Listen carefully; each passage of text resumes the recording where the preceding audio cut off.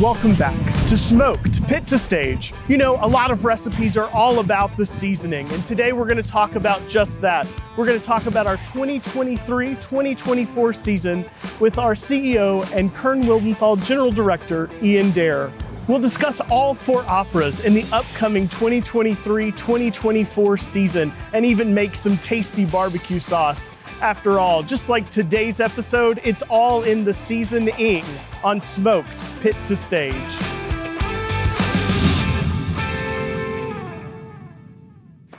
We're here again in the 5th floor library at the Winspear Opera House in the Dallas Opera offices.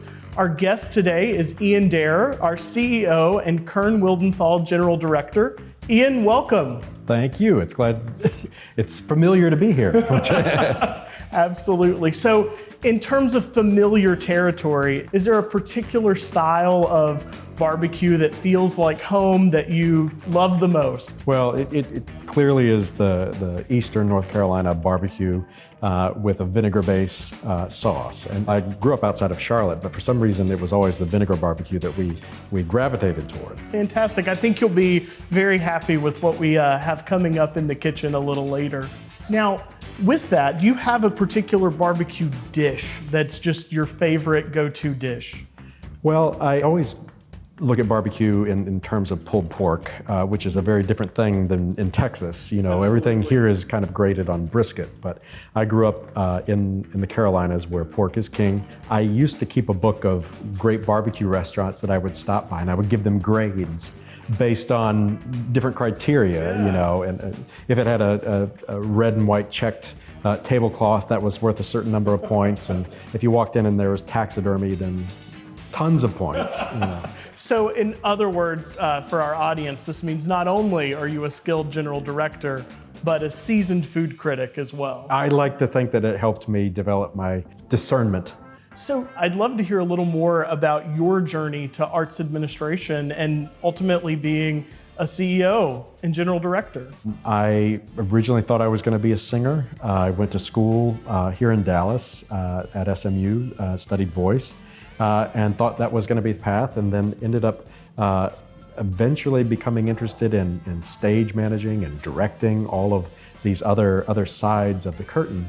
And that kept my attention really for a long time. And I was pulled between those worlds a lot. Do I want to perform? Do I want to be backstage? And ultimately, I just realized that it was a kind of the combination of all those things that was the heart of my passion. And to be able to do administration gave you the opportunity to use the experience that you got from the variety of all those different jobs. So once it became clear, it was very clear. Amazing. Outside of that, when you're not busily working behind the scenes at the opera, where might we find you? Well, you'll probably find me in my house. Cooking is a passion for sure. I also, I really like spending time traveling. So if I'm not in the opera house, I'm not in my house, I'm generally on the road someplace, and that's a happy place too.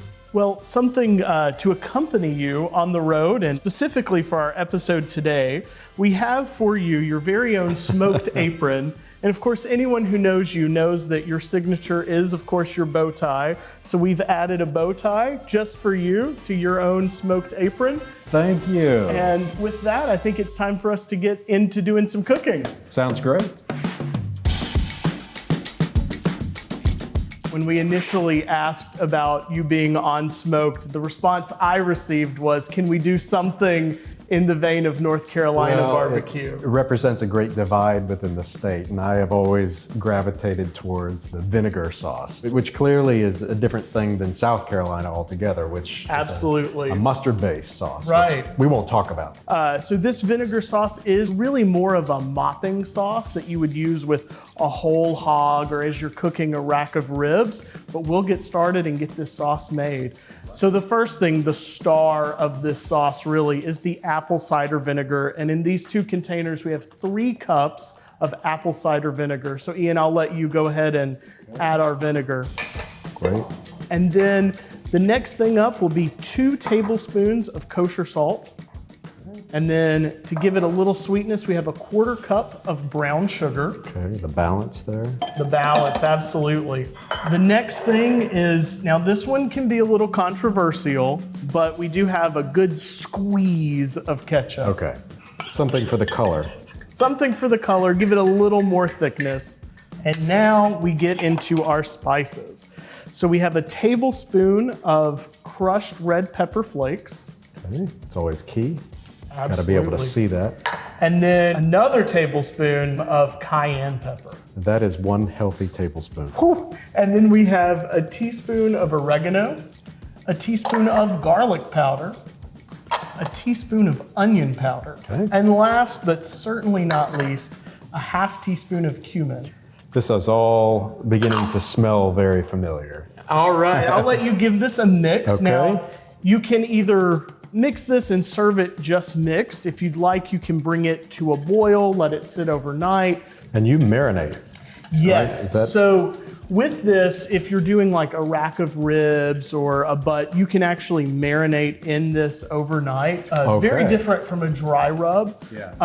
But of course, most traditionally in this style of barbecue, you have the pit with the whole hog and you're taking a literal Low and mop, slow. low and slow all night and adding this bit by bit. And of course, when you serve the dish, you got more You add vinegar more to sauce it, on the yep. side. So we'll cut away for a moment, we'll get some ribs and we'll come back and give our handiwork here a try. Sounds great. So of course, this time of year, one of the things that we're all focused on is the upcoming season, the 2023-2024 season. I want to ask, from your perspective as a general director, a lot of recipes are about balance and getting all the balances of the right ingredients. So what's it like getting the right balance for an opera season? Well, I think you're absolutely right, and I think instead of what's the right balance, I think what you try to avoid is too much of one thing. So in the course of looking at a season, you try to steer away from something that is completely a season packed with tragedy or a season packed with comedy. You need to balance out these things as well as the type of music that you're listening to, the type of languages. So each of those things offers a variety, and you can customize a season kind of infinitely when you start thinking in terms of those things. We open with Tosca, known for all of its passion. Tosca is one of the most beloved pieces in the canon, but if I've never seen an opera before, why might Tosca be a great place to start? Well, I think the music is incredibly accessible, and there's many famous arias and popular tunes in there. But it also is, it's very theatrical. It's very dramatic. From the opening chords of Tosca, it kind of grabs you and pulls you into the action. So it's something that really has always taken an audience and just pulled them along right from the opening part of it. It's got political intrigue. It's got all sorts of very, very, very unsavory elements that you might say, but it's really one of the quintessential operas, one of the most popular operas of all time because of the exquisite music, I think. Absolutely. And then certainly an all-star cast coming to Dallas this year. Yeah, Joseph Calleja making his Dallas Opera debut as Cavaradossi, and Eva Plonka coming back in her first full role. We're incredibly excited about that. And Gi-Hoon Kim, our Scarpia. So it's going to be a tremendous cast. From Tosca, we move to something almost at the opposite end of the spectrum, from the well-known classic to the brand new, the world premiere of The Diving Bell and the Butterfly. Certainly, this has been an opera in the making. So what is the process like of preparing for the world premiere of an opera? You really have to start from scratch with everything with a world premiere. So there are certain aspects of Tosca or Bohème, people have done it before. It's a known entity. The cast comes to the first rehearsal generally having performed it probably many times in their career. It's a known entity to our audiences as well. They've built up their expectations of what they want to see and what they want to hear. So in essence, there's nothing you can take out of the freezer. There's nothing pre-made.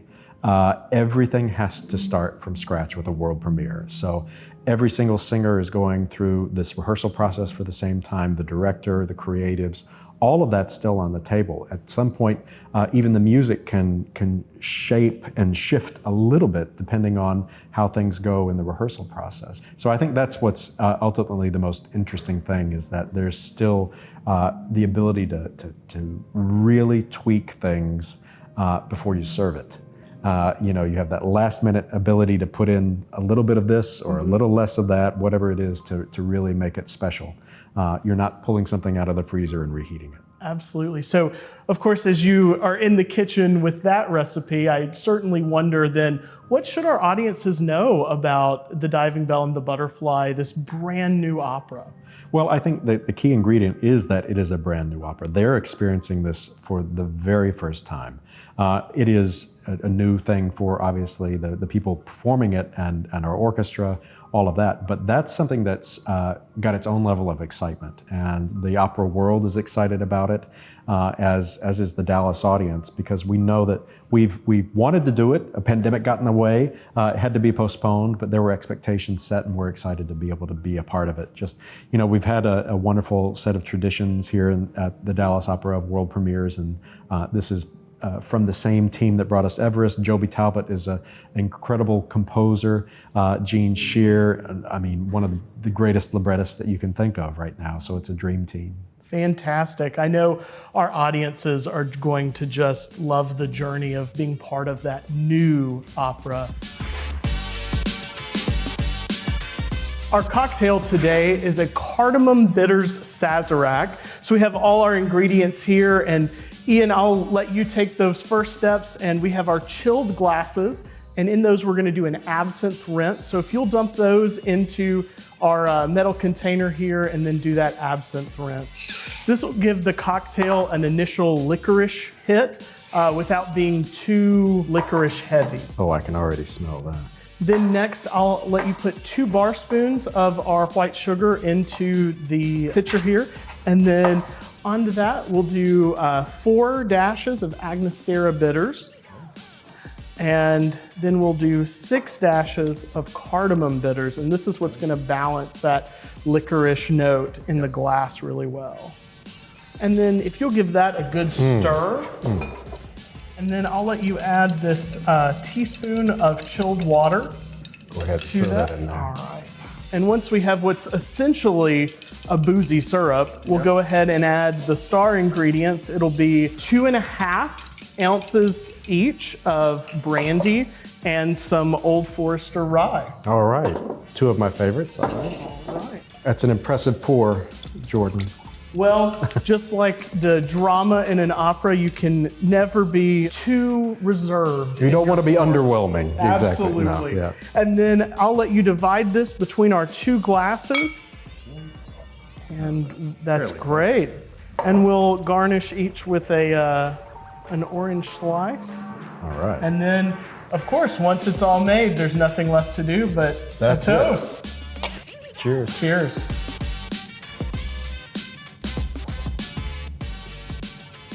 Very good. Nice and smooth. Nice and smooth, great summer cocktail. It goes well with all those smoked food flavors that we love at the barbecue. And so a nice mix of that spicy cardamom and the bitter of the licorice. Beautiful, absolutely beautiful. It's a little twist on an old fashioned. Absolutely. And it'll wake you up in the Yes, morning. it will. After a short break, we're back in January with another one of the classics of the canon, Strauss's Elektra. And as I understand it, you have a little bit of a history with Elektra at the Dallas Opera. It was last done, which is 27 years ago, not to date myself, but I was an intern on the production. And it led to my first professional job, which was in the Santa Fe Opera. And so Elektra is an opera that I've done many times in my career, which is, it's part of the operatic canon. It's not commonly done because it takes an enormous amount of special skills and resources to be able to do it. So we're lucky to be able to bring it to Dallas again.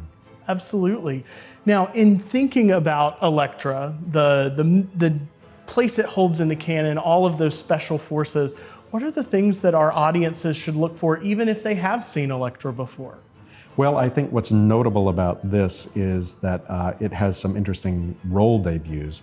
The Electra is Marjorie Owens, who is from Texas. She, a former a winner of our vocal competition, believe it or not, here. But this is her debut with the Dallas Opera and her role debut as Electra as well. So it's something to behold. And we have Angela Meade coming back, Alfred Walker, who is making his debut here, local.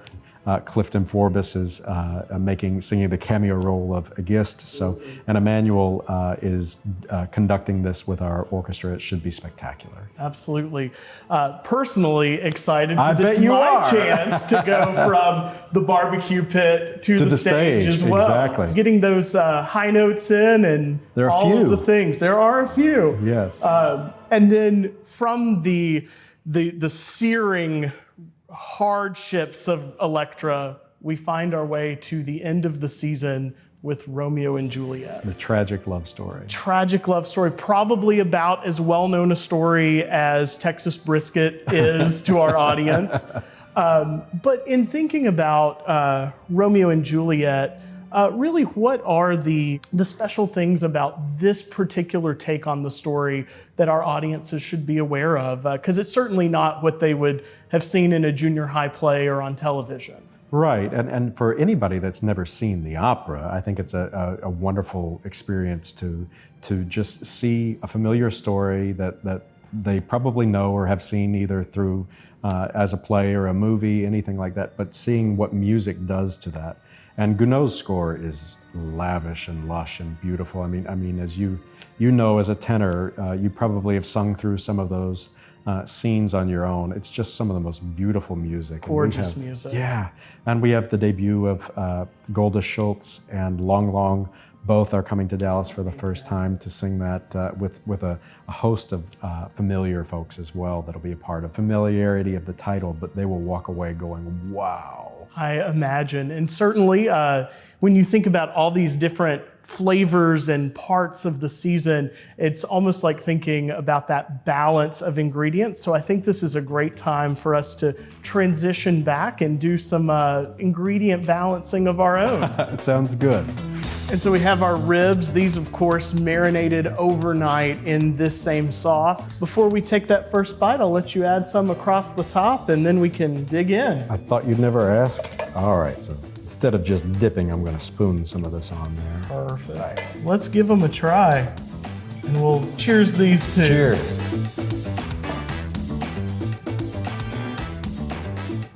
Tastes like home. Fantastic. That's Very what we good. always hope for with a good barbecue. Excellent. Oh, the brightness. Absolutely. All that bright vinegar, the deepness of those spices in with the pork. You can't go wrong with a vinegar sauce. That's excellent. Ian, it has been a pleasure. We're so glad to have been able to talk with you about the upcoming 2023-2024 season, and we look forward to a whole lot more seasoning here on Smoke. Thank you. Thank you.